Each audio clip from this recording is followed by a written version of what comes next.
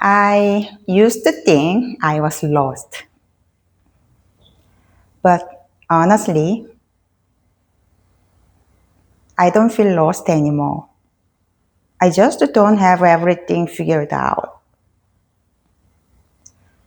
But that feels okay. My channel is still version zero point 0.5. I'm not sure what it will become. But I've realized I don't need to know exactly where it's going to start showing up. Maybe it's not about becoming someone new. Maybe it's just about being here as who I am.